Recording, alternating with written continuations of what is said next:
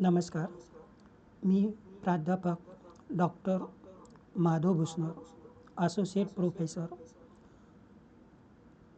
तत्त्वज्ञान विभाग, प्रताप महाविद्यालय, स्वायत्त, अमळनेर. आपण या लेक्चरमध्ये तत्त्वज्ञान म्हणजे काय, व्हॉट इज फिलॉसॉफी, या तत्त्वज्ञानाचा उगम केव्हा झाला, तत्त्वज्ञानाचा अर्थ काय आहे, तत्त्वज्ञानाच्या विविध व्याख्या काय आहेत, तत्त्वज्ञानाच्या वेगवेगळ्या शाखा कोणत्या आहेत, तत्त्वज्ञानाचं महत्त्व काय आहे, या विविध मुद्द्यांची चर्चा करणार आहोत.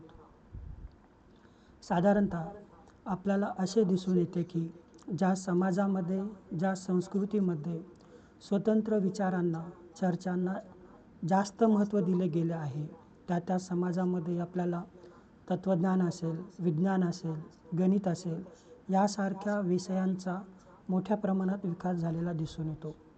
म्हणून तत्त्वज्ञानाच्या विकासासाठी समाजामध्ये, संस्कृतीमध्ये व्यक्तीच्या विचार स्वातंत्र्याला महत्त्व असणं आवश्यक आहे.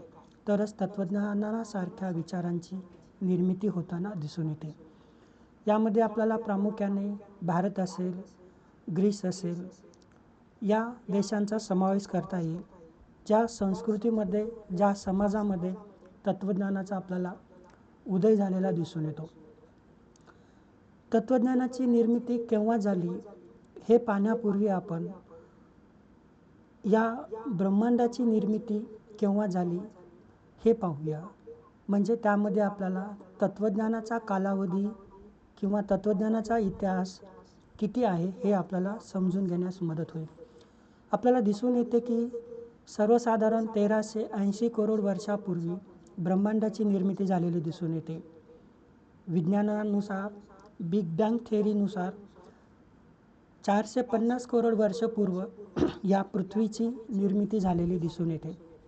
त्यानंतर साधारणतः 370 करोड वर्षपूर्व जीवनाची आपल्याला सुरुवात झालेली दिसून येते.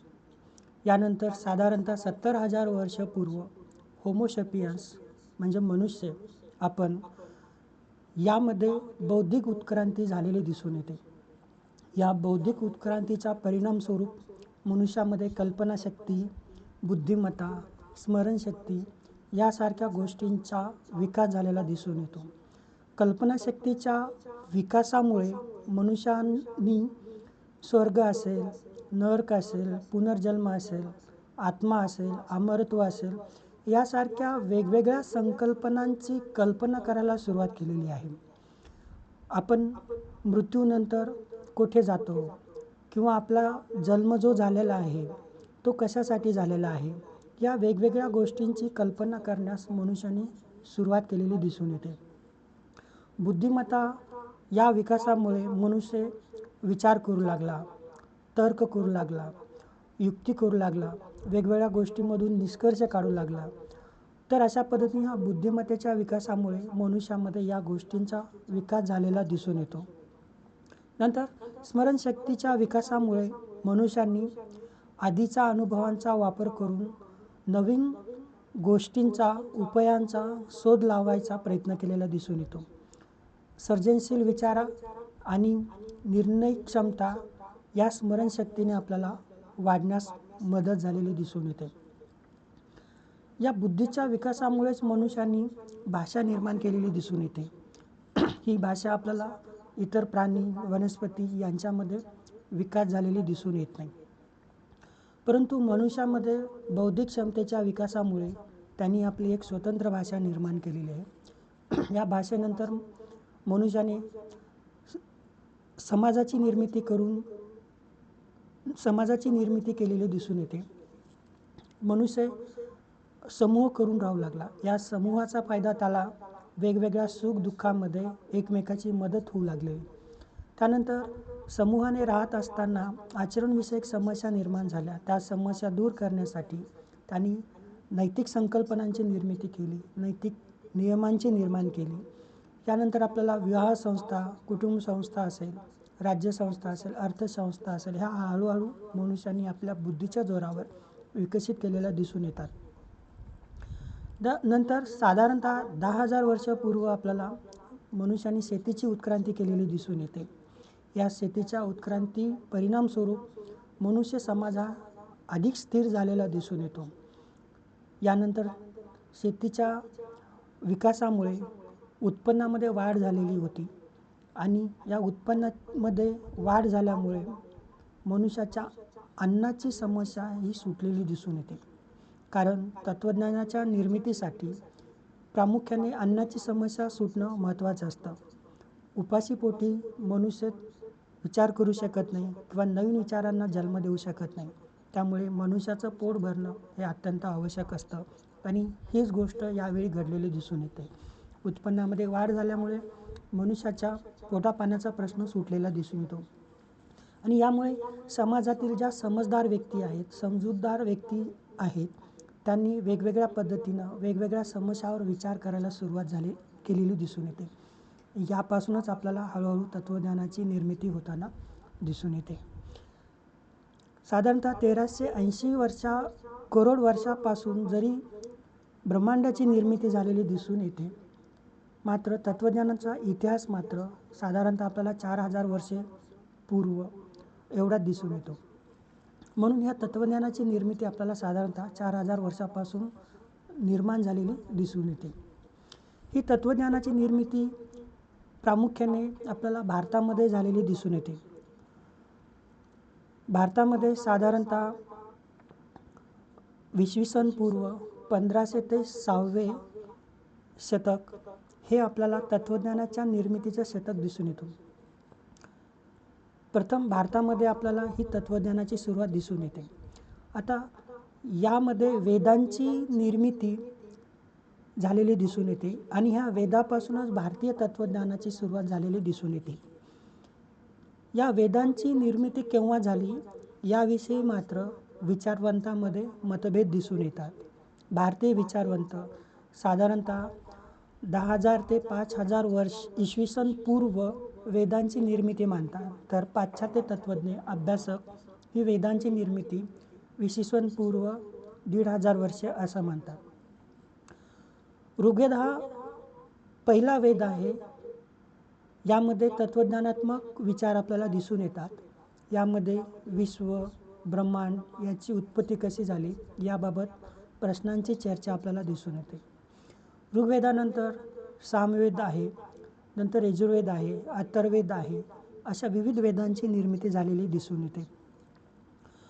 वेदानंतर साधारणतः 800 ते 600 इसवी सन पूर्व आपल्याला उपनिषदांची निर्मिती झालेली दिसून येते. या उपनिषदामध्ये वेदातील विचारांना विकासात्मक स्वरूप आलेले दिसून येते. विचारांची विकासात्मक स्वरूपामध्ये पुन्हा चर्चा केलेली दिसून येते. यामध्ये सुव्यवस्थित तत्त्वज्ञानात्मक चिंतनाला सुरुवात झालेली दिसून येते. ब्रह्म, त्याचं स्वरूप, आत्मा, त्याचं स्वरूप, ब्रह्म आत्मा संबंध, जीवाची मुक्ती असेल, मोक्ष असेल, यासारख्या विचारांची निर्मिती आपल्याला उपनिषदामध्ये दिसून येते. नंतरच्या कालावधीमध्ये साधारणतः 6व्या शतकापूर्वी भारतीय भूमीमध्ये किंवा समाजामध्ये आपल्याला मोठ्या प्रमाणात कर्मकांडांची निर्मिती झालेली दिसून येते.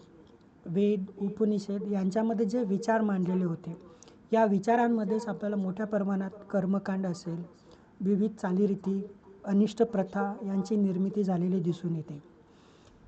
या कर्मकांडामध्ये ज्या समस्या होत्या त्या सुधारण्यासाठी किंवा समाजामध्ये जे अनिष्ट प्रथा होत्या त्या सुधारण्यासाठी पुन्हा तत्त्वज्ञानामध्ये आपल्याला सुधारणावादी विचार दिसून येतात. यामध्ये प्रामुख्याने श्रमण परंपरा ही दिसून येते. या श्रमण परंपरेमध्ये बौद्ध असेल, जैन असेल, चार्वाक असेल, यासारख्या आपल्याला दर्शनांचा समावेश करता येईल. या दर्शनांनी वेदांमधून किंवा ज्या उपनिषदांमधून ज्या कर्मकांडात्मक चालीरीती किंवा प्रथा निर्माण झाल्या होत्या, ज्यामुळे समाजामध्ये अव्यवस्था निर्माण झालेली होती, ह्या सुधारण्याचं काम केलेलं आहे.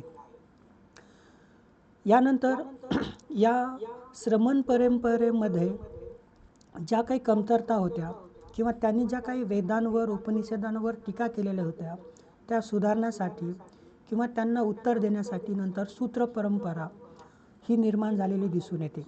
या सूत्र परंपरेमध्ये साधारणतः न्याय, वैशेषिक, सांख्य, योग, मीमांसा, वेदांत ही 6 दर्शन आपल्याला दिसून येतात. ह्या 6 दर्शनांनी ज्या काही बौद्ध परंपरा असेल, जैन परंपरा असेल, चार्वाक दर्शन असेल, यामध्ये जे काही विचार मांडले होते किंवा यांनी ज्या वेदांवर उपनिषदांवर टीका केल्या होत्या त्यांच्यामध्ये प्रत्युत्तर देण्यासाठी ह्या दर्शनांची आपल्याला निर्मिती झालेली दिसून येते. साधारणतः 6व्या शतकामधील इसवी सन पूर्व 6व्या शतकामधील भारतातील आपल्याला तत्त्वज्ञानाची निर्मिती दिसून येते. म्हणजे प्रथम वेदांची निर्मिती झाली. वेदानंतर साधारणतः 8व्या शतकामध्ये उपनिषदांची निर्मिती झाली. वेदामधील विचारांना अगदी सुव्यवस्थित मांडण्याचं काम उपनिषदांमध्ये केलेलं आहे. परंतु कालांतराने काही कर्मठ लोकांनी तत्त्वज्ञानात्मक विचारांना कर्मकांडात्मक स्वरूप दिल्यामुळे समाजामध्ये काही अनिष्ट प्रथा निर्माण झाल्या. त्या दुरुस्त करण्यासाठी नंतर श्रमण परंपरा निर्माण झाली आणि ह्या श्रमण परंपरेला पुन्हा प्रत्युत्तर देण्यासाठी सूत्र परंपरा निर्माण झालेली दिसून येते. म्हणजे तत्त्वज्ञान हे उच्च कोटीला पोहोचलेलं होतं. त्यामध्ये नंतर काही अवकळा निर्माण झाली, काही अनिष्ट प्रथा निर्माण झाली. त्या सुधारण्यासाठी पुन्हा काही श्रमण परंपरा निर्माण झाली आणि त्यामधील अजून सुधारणा करण्यासाठी सूत्र परंपरा आपल्याला ही दिसून येते. हा एकंदरीत भारतीय तत्त्वज्ञानामध्ये हा कालखंड दिसून येतो. परंतु याच कालखंडाच्या तुलनेमध्ये जेव्हा आपण पाश्चात्य तत्त्वज्ञानाचा विचार करतो तेव्हा इसवी सन पूर्व 6व्या शतकामध्ये कुठे पाश्चात्य तत्त्वज्ञानामध्ये विचारांना सुरुवात होताना दिसून येते. यामध्ये थेल्स नावाचा एक तत्त्वज्ञ दिसून येतो जो या विश्वाची किंवा ब्रह्मांडाची निर्मिती मूलभूत पदार्थ जो काही आहे तो म्हणजे जल यापासून झाली असे मानतो. परंतु याच कालावधीमध्ये जेव्हा आपण भारतीय परंपरेचा विचार करतो तेव्हा मात्र या भारतीय परंपरेमध्ये पंचमहाभूतासारखी संकल्पना विकसित झालेली दिसून येते आणि ह्या पंचमहाभूतापासूनच विश्व असेल, ब्रह्मांड असेल किंवा मनुष्य असेल यांची निर्मिती झालेली आहे असे विचार आपल्याला विकसित झालेले दिसून येतात. परंतु याच कालावधीमध्ये मात्र पाश्चात्य तत्त्वज्ञानामध्ये थेल्स नावाचा जो तत्त्वज्ञ आहे हा फक्त प्राथमिक स्वरूपामध्ये आपले विचार मांडताना दिसून येतो आणि त्याच्या मते ह्या विश्वाची ब्रह्मांडाची निर्मिती जल नावाच्या मूलभूत पदार्थापासून झालेली आहे असं म्हणतो. त्याच्यानंतर जे काही पाश्चात्य तत्त्वज्ञानामध्ये विचारवंत दिसून येतात तो म्हणजे अनाक्झिमेनस.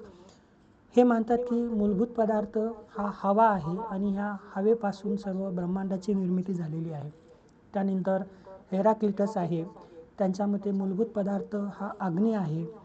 कारण अग्नीचं जर स्वरूप पाहितलं तर त्याच्यामध्ये सतत बदल होताना दिसून येतो आणि ह्या स्वरूपावरूनच हेराक्लिटस असं म्हणतो की हे मूलभूत पदार्थ हे परिवर्तनशील आहे, त्याच्यात सतत बदल होतो असं मानतो. नंतर आपल्याला पायथागोरससारखा विचारवंत दिसतो. तो मानतो की या ब्रह्मांडाची निर्मिती संख्या नंबर्स या मूळ तत्वापासून झालेली दिसून येते.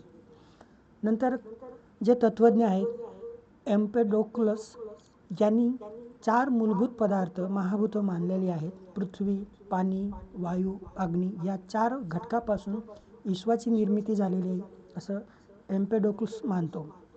नंतर पार्मेनाइडिस म्हणून एक तत्त्वज्ञ होऊन गेले. त्यांनी हे वास्तविक सत्ता जी आहे ही एक आहे, शाश्वत आहे आणि अपरिवर्तनशील आहे असं मानण्याचा प्रयत्न केलेला आहे. त्याच्यानंतर अनाक्झिमेंडर एक तत्त्वज्ञ दिसून येतात. त्यांच्या मते मूलभूत पदार्थ हे अनंत आहेत, अमर्यादित आहेत असे विचार मांडलेले दिसून येतात. साधारणतः नंतरच्या कालावधीमध्ये लुसिपस नावाचे जे तत्त्वज्ञ होऊन गेले आणि त्यांचे शिष्य डेमोक्रिटस यांनी अनुवाद हा सिद्धांत मांडलेला दिसून येतो साधारणतः इसवी सन 5व्या शतकामध्ये. परंतु याच कालावधीमध्ये जेव्हा आपण भारतीय परंपरेचा विचार करतो या शतकामध्ये वैशेषिक दर्शन नावाचं दर्शन आहे ज्यामध्ये अनुवाद सिद्धांत आपल्याला मांडताना दिसून येतो. म्हणजे ह्या कालावधीमध्ये भारतीय दर्शनामध्ये वैशेषिक दर्शन आहे जो मानतो की विश्वाची उत्पत्ती ही अणूपासून झालेली आहे आणि पाश्चात्य तत्त्वज्ञानामध्ये लुसिपस असेल, डेमोक्रिटस असेल हे सुद्धा अणूला मूलभूत तत्त्व मानून या विश्वाच्या निर्मितीमध्ये अणूचं योगदान आहे असं म्हणतात. नंतर आधुनिक कालावधीमध्ये पाहतो की आधुनिक भौतिकशास्त्र असेल, फिजिक्स असेल, हे देखील विश्वाची निर्मिती या अणूपासून झालेली आहे असं मानताना आपल्याला दिसून येतात. तर अशा पद्धतीने आपल्याला तत्त्वज्ञानाची मूलभूत सुरुवात आपल्याला भारत असेल, पाश्चात्य देश असेल, यामध्ये आपल्याला साधारणतः इसवी पूर्व 150 वर्षापासून 1500 वर्षापासून आपल्याला तत्त्वज्ञानाची सुरुवात आपल्याला दिसून येते. या तत्त्वज्ञानाच्या उगमामागे भारतीय दृष्टिकोन आणि पाश्चात्य दृष्टिकोन हे वेगवेगळे दृष्टिकोन दिसून येतात. भारतीय दृष्टिकोन हा पाश्चात्य तत्त्वज्ञानापेक्षा वेगळा दिसून येतो. साधारणतः भारतीय दृष्टिकोन हा बौद्धिक चर्चेतून तत्त्वज्ञानाची निर्मिती न मानता एक व्यावहारिक समस्येतून, समाधानातून तत्त्वज्ञानाचा उगम आपल्याला दिसून येतो. म्हणजेच भारतीय तत्त्वज्ञानाचा उगम हा केवळ बौद्धिक चर्चा नसून जे समाजातील वेगवेगळ्या समस्या आहेत, व्यावहारिक समस्या आहेत, त्या सोडवण्याच्या दृष्टिकोनातून भारतीय तत्त्वज्ञानाचे आपल्याला निर्माण होताना दिसून येतो किंवा भारतीय तत्त्वज्ञानाचा उदय होताना दिसून येतो. यामध्ये प्रामुख्याने जीवनातील जे दुःख आहे, हे दुःख का निर्माण होतं, ह्या दुःखाचे कारणं काय आहेत आणि ह्या दुःखापासून मुक्ती कशा पद्धतीनं मिळू शकते, सुटका कशा पद्धतीनं मिळू शकते, या प्रमुख विचारातून आपल्याला भारतीय तत्त्वज्ञानाची सुरुवात होताना दिसून येतो किंवा तत्त्वज्ञानाचा उगम होताना आपल्याला दिसून येतो. त्यानंतर मनुष्य जीवनाचे अंतिम ध्येय काय असले पाहिजे, याविषयी पण भारतीय तत्त्वज्ञानामध्ये चर्चा दिसून येते.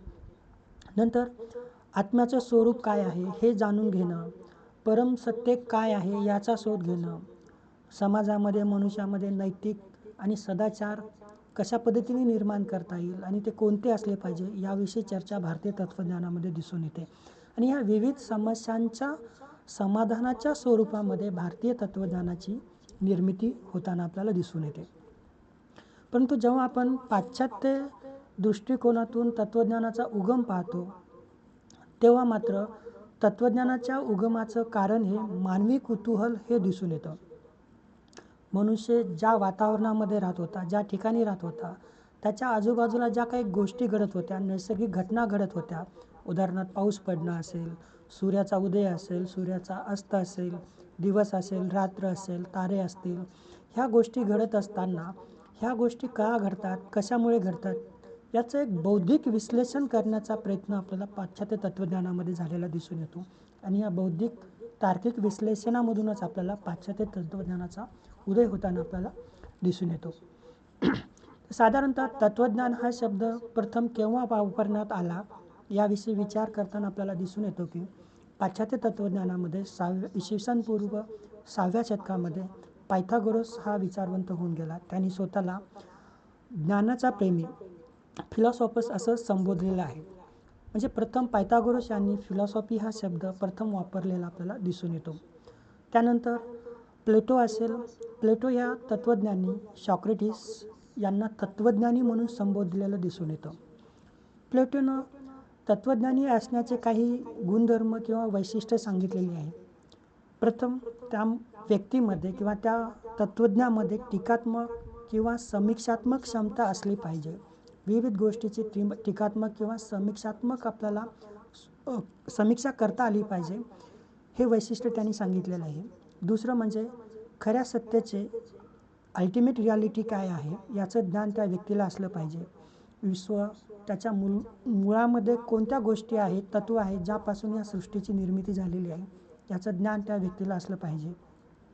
तिसरं म्हणजे जीवनाचा उद्देशाविषयी त्याचं ज्ञान असलं पाहिजे. मग त्यामध्ये नैतिकता असेल, सदाचार असेल, योग्य असेल, न्याय असेल, सद्गुण असेल, या विविध गोष्टींची जाणीव, ज्ञान त्या व्यक्तींना असणं गरजेचं आहे. तर अशा पद्धतीनं 3 वैशिष्ट्ये प्लेटो तत्त्वज्ञानी असण्याचे सांगतो आणि हे 3 वैशिष्ट्ये ज्या व्यक्तींमध्ये आहेत त्याला तो तत्त्वज्ञानी असं म्हणतो. तर साधारणतः फिलॉसॉफी या शब्दाचा अर्थ काय होतो, आपण फिलॉसॉफी या शब्दाचा एटमॉलॉजिकल म्हणजे शब्द उत्पत्तीनुसार तत्त्वज्ञानाचा अर्थ काय होतो हे पाहूया. साधारणतः फिलॉसॉफी या शब्दाची उत्पत्ती ग्रीक भाषेतील फिलॉसॉफिया या शब्दापासून झालेली दिसून येते. फिलॉसॉफिया हा शब्द 2 ग्रीक शब्दापासून उत्पन्न झालेला आहे. पहिला म्हणजे फिलॉस आणि दुसरा म्हणजे सॉफिया. फिलॉस म्हणजे लव, ज्याला आपण प्रेम असं म्हणतो, आणि सॉफिया म्हणजे विजडम, ज्याला आपण ज्ञान म्हणतो. ॲक्च्युली विजडम हा त्याला समानार्थी शब्द ज्ञान वापरणं हा कितपत योग्य आहे याविषयी शंका आहे, कारण ज्ञानापेक्षा अत्यंत व्यापक स्वरूप विजडम या शब्दाचं आहे. म्हणून आपण तरी समजण्यासाठी शब्दशः रूपांतर म्हणून ज्ञान, विद्या, विवेक, समजदारी, सद्सद विवेक बुद्धी हे समानार्थी शब्द आपण विजडम या शब्दाला वापरू. तर साधारणतः फिलॉस आणि सॉफिया मीन्स लव फॉर विजडम और नॉलेज असं आपल्याला फिलॉसॉफी या शब्दाचा अर्थ घेता येईल. तर यावरून साधारणतः तत्त्वज्ञान म्हणजे काय, तर ज्या काही विविध गोष्टी आहेत यांना जाणणे, यांच्याविषयी विचार करणे, त्यांचं ज्ञान प्राप्त करून घेणं, चिंतन करणं, मनन करणं, निरीक्षण करणं, अभ्यास करणं इत्यादी गोष्टीविषयी प्रेम म्हणजेच तत्त्वज्ञान असं आपल्याला लॉ ऑफ फिलॉसॉफी या शब्दाचा आपल्याला अर्थ घेता येईल. या व्याख्येवरून आपल्याला तत्त्वज्ञानाची एक सर्वसामान्य व्याख्या अशी देता येईल की तत्त्वज्ञान म्हणजे जीवन आणि जग यांच्याविषयी सूक्ष्म, तार्किक आणि विवेकसंगत ज्ञानाविषयी किंवा जीवन आणि जग यांच्या संदर्भात जाणून घेण्याविषयी जे प्रेम आहे, अनुराग आहे, याला आपल्याला तत्त्वज्ञान असं म्हणता येईल. म्हणून तत्त्वज्ञान म्हणजे काय, तर एकंदरीत जीवन काय आहे, जीवन कसं उत्पन्न झालं, जीवनाचा उद्देश काय आहे, जीवनाचा अंत झाल्यानंतर जीवन नष्ट होतं का, याविषयी जे काही वेगवेगळे मूलभूत प्रश्न निर्माण होतात याविषयी सूक्ष्म दृष्टिकोनातून आणि तार्किक दृष्टिकोनातून जाणून घेण्याचा प्रयत्न करणं म्हणजेच तत्त्वज्ञान आहे. त्यासोबत जे काही जग आहे, ज्या जगामध्ये आपण राहतो, ह्या जगाची उत्पत्ती कशी झाली, कशापासून झाली, ह्या जगाच्या निर्मितीमागे काही उद्देश आहे का, तर या सर्व गोष्टीविषयी सूक्ष्मपणे, तार्किकपणे आणि विवेकसंगत बुद्धीनं जाणून घेण्याचा प्रयत्न करणं किंवा जाणून घेण्याविषयी प्रेम निर्माण होणं याला आपण तत्त्वज्ञान असं म्हणू शकतो. दुसरं आपल्याला अशी व्याख्या देता येईल की अंतिम, सामान्य आणि आधारभूत स्तरावर जे अनेक प्रश्न चिंतनशील मनुष्याच्या मनामध्ये निर्माण होतात त्याचे समाधान शोधण्याचं काम तत्त्वज्ञान करतं, हे असं आपल्याला म्हणता येईल.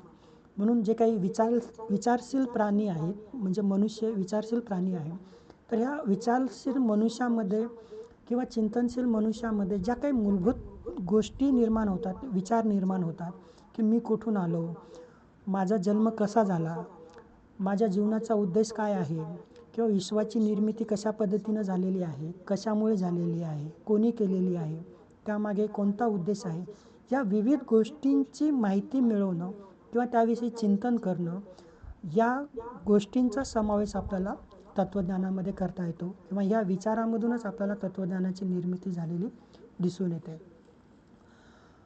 हा झाला पाश्चात्य ज्ञानाचा किंवा पाश्चात्य दृष्टिकोनातून फिलॉसॉफी या शब्दाचा अर्थ.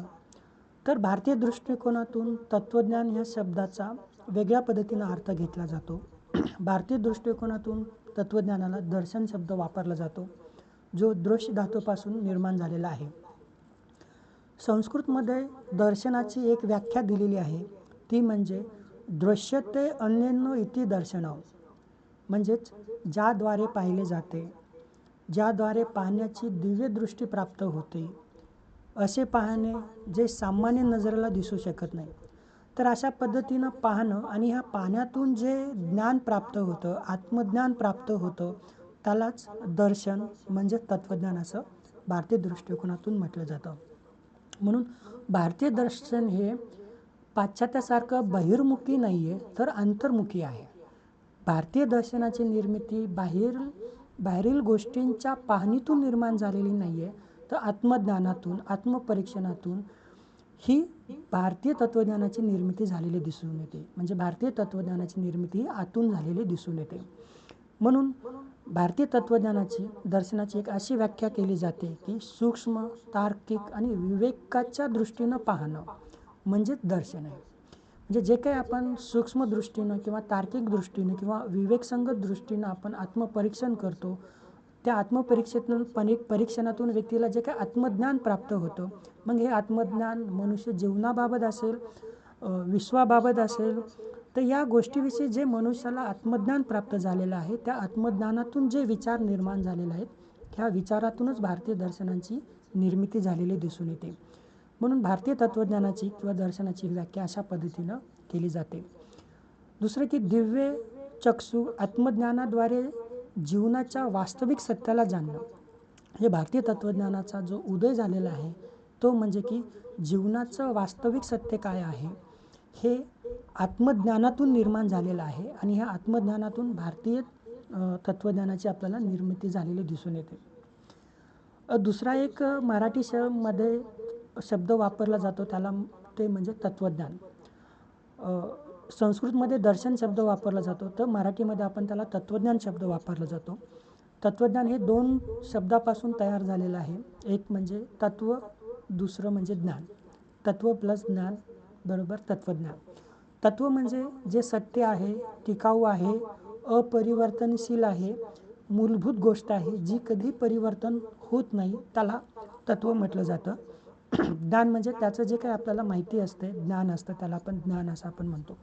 म्हणून एक तत्त्वज्ञानाची व्याख्या अशी केली जाते, तत्त्वज्ञान म्हणजे जे काही मूलभूत स्वरूपाचे सत्य आहे, तत्व आहे, याचं ज्ञान म्हणजे तत्त्वज्ञान आहे.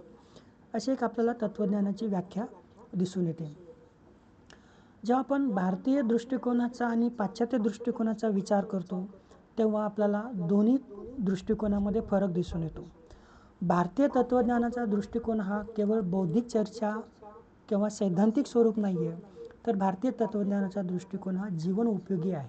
म्हणजे मनुष्य जीवन, त्या जीवनामधील असलेल्या विविध समस्या, प्रामुख्याने दुःख ही समस्या आणि हे दुःख कशा पद्धतीनं आपण निवारण करू शकतो याविषयी आपल्याला भारतीय तत्त्वज्ञानामध्ये मोठ्या प्रमाणामध्ये विचारमंथन झालेलं दिसून येतं. किंबहुना आपल्याला असं म्हणता येईल की भारतीय तत्त्वज्ञानाची सुरुवात ही दुःखापासून होते आणि शेवट हा मुक्तीमध्ये होतो. म्हणजे ह्या दुःखाचं निवारण कशा पद्धतीनं केलं जातं त्याच्याविषयी विविध मार्ग, उपाय भारतीय तत्त्वज्ञान सांगतं आणि ह्या मार्गामधूनच आपल्याला मुक्ती मिळते असं भारतीय तत्त्वज्ञानामध्ये आपल्याला दिसून येतो. एकंदरीतच भारतीय तत्त्वज्ञानाचा दृष्टिकोन हा अंतर्मुखी किंवा आध्यात्मिक आहे असं आपल्याला म्हणता येईल. तर पाश्चात्य तत्त्वज्ञानाचा दृष्टिकोन सामान्यतः आपल्याला बौद्धिक किंवा सैद्धांतिक स्वरूपाचा दिसून येतो, ज्यामध्ये मुख्यत्वे बुद्धी, तर्क, अनुभव यावर आपल्याला पाश्चात्य तत्त्वज्ञान हे आधारित असलेलं दिसून येतं. त्यामध्ये जीवनाच्या पैलूवर वैज्ञानिक तर्कशुद्ध विश्लेषण आपल्याला दिसून येतो. तर तत्त्वज्ञानाचा उदय कशा पद्धतीने झाला किंवा तत्त्वज्ञानाचा अर्थ काय हे पाहिल्यानंतर आपण तत्त्वज्ञानाच्या व्याख्या काय आहेत हे पाहू. तर साधारणतः तत्त्वज्ञानाचा शब्दशः अर्थ पाहताना आपल्याला बऱ्यापैकी स्पष्ट झालेलं आहे की तत्त्वज्ञान म्हणजे काय. तरी वेगवेगळे तत्त्वज्ञ, विचारवंत यांनी तत्त्वज्ञान म्हणजे काय किंवा तत्त्वज्ञानाचा उद्देश काय असला पाहिजे याविषयी त्यांचं मत स्पष्ट केलेलं आहे.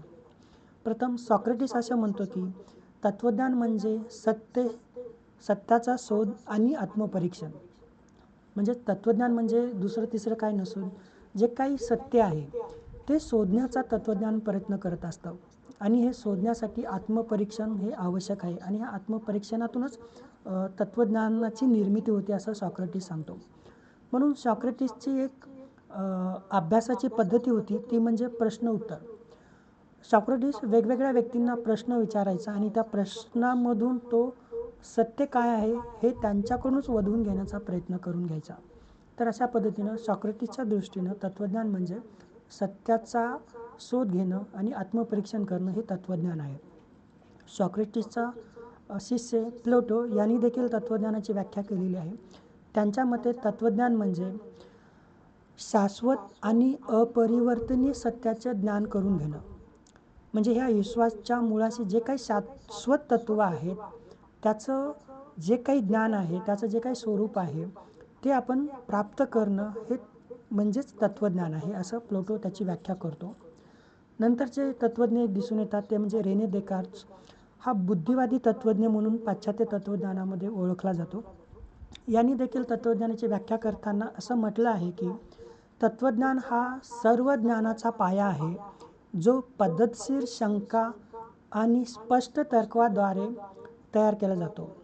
म्हणजेच एकंदरीत त्यांच्या मते तत्त्वज्ञान म्हणजेच वेगवेगळ्या गोष्टीचं ज्ञान मिळवणं आणि ह्या ज्ञानामधूनच तत्त्वज्ञानाची निर्मिती होताना दिसून येते.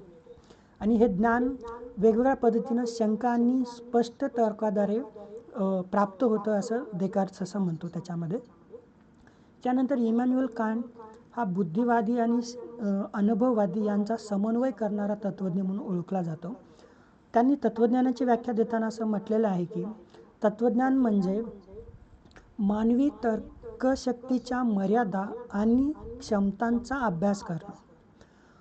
म्हणजे त्यांच्या मते की तत्त्वज्ञान म्हणजे ज्या काही मानवाच्या तर्क करण्याच्या क्षमता आहेत, वेगवेगळ्या गोष्टीवर ज्या काही मनुष्य तर्क करतो, विचार करतो आणि त्याच्यामधून जे काही विचार मंथन करण्याचा प्रयत्न करतो त्याला काही मर्यादा आहेत आणि ही मर्यादा कोणती आहे याचं ज्ञान मनुष्याला होणं म्हणजेच तत्त्वज्ञान आहे असं इमॅन्युअल कांट असं म्हणतो. त्यानंतर बर्ट्रांड रसेल हे पण तत्त्वज्ञानाची व्याख्या देताना असे म्हणतात की तत्त्वज्ञान म्हणजे तार्किक विश्लेषण आणि टीकात्मक विचारसरणीद्वारे अंतिम प्रश्नांची उत्तरे देण्याचा प्रयत्न होईल. म्हणजे एकंदरीतच जे काही अंतिम प्रश्न आहेत यांच्याविषयी त्यांचं तार्किक विश्लेषण करणं किंवा टीकात्मक परीक्षण करणं आणि यांच्या माध्यमातून जे व्यक्तीला ज्ञान प्राप्त होतं ते म्हणजे तत्त्वज्ञानाचं बर्ट्रांड रसेल असं म्हणताना आपल्याला दिसून येतं. पाश्चात्य तत्त्वज्ञानामध्येच एक तार्किक प्रत्यक्षवाद म्हणून 20व्या शतकामध्ये आपल्याला उदयाला आलेला दिसून येतो. हा तार्किक प्रत्यक्षवाद मेटाफिजिक्स या तत्त्वज्ञानाच्या शाखेला विरोधातून निर्माण झालेला दिसून येतो. त्यांच्या मते मेटाफिजिक्ससारखे सत्ताशास्त्रीय प्रश्न हे चर्चा करणं निरर्थक आहे, त्यामधून काहीही साध्य होणार नाही असं ही विचारसरणी मानते. यांनी मग तत्त्वज्ञानाची व्याख्या देताना असं म्हटलेलं आहे की भाषेचे तार्किक विश्लेषण आणि वैज्ञानिक विधानांचे स्पष्टीकरण करणं हे तत्त्वज्ञानाचं प्रमुख कार्य आहे. म्हणून आता म्हटल्या पद्धतीने की सत्ताशास्त्रीय विधाने हे निरर्थक आहेत, त्यांची चर्चा करून काही अंतिम सत्य प्राप्त होत नाही. म्हणून तत्त्वज्ञानाने सत्ताशास्त्रीय प्रश्नांचा अभ्यास न करता भाषेचं तार्किक विश्लेषण केलं पाहिजे किंवा जे काही वैज्ञानिक विधाने आहेत त्यांचं स्पष्टीकरण करण्याचा प्रयत्न केलेला पाहिजे. हे त्यांच्या मते तत्त्वज्ञानाचं काम आहे.